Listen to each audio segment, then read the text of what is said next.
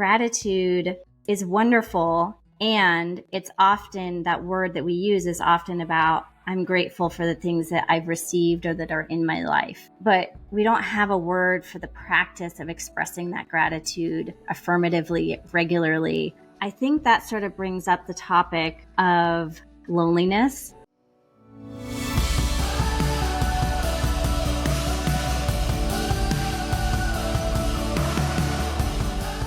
What's important is getting it out. And that's why actually video, I think, well, one of the reasons why video is kind of an inhibitor, right? Like, does your hair look a mess? Yes. Like, do you have makeup on? Do you have food in your teeth? All these sorts of things. It doesn't matter. What really matters, and I think we get into these perfectionistic tendencies, right? We're like, okay, what do I say? Like, if I say it wrong, it'll, they'll react in a negative way, or what if, we think we're going to make it awkward, those sorts of things. And the evidence and the research really suggests that whatever you say with warmth and sincerity is great. Like, that's it. Just say it. Yes. Just say it. Yes. Mm-hmm. We've got gratitude, right? And gratitude is wonderful. And it's often, that word that we use is often about, I'm grateful for the things that I've received or that are in my life. Or I'm grateful for my friends and family, or I'm grateful for my children.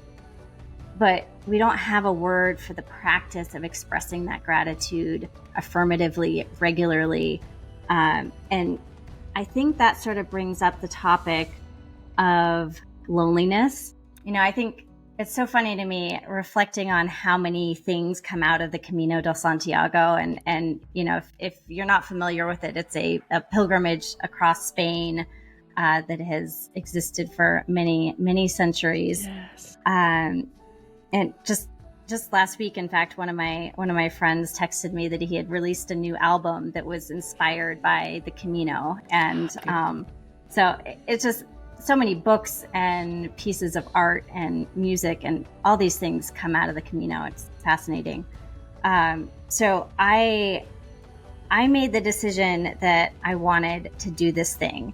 And I wanted to do this thing because my father had done it. He did like a week of it a couple years back. And so it was sort of percolating in the back of my head.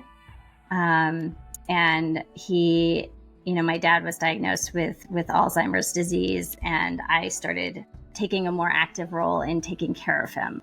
So like the important things in life were really sort of thrust into the forefront of my mind.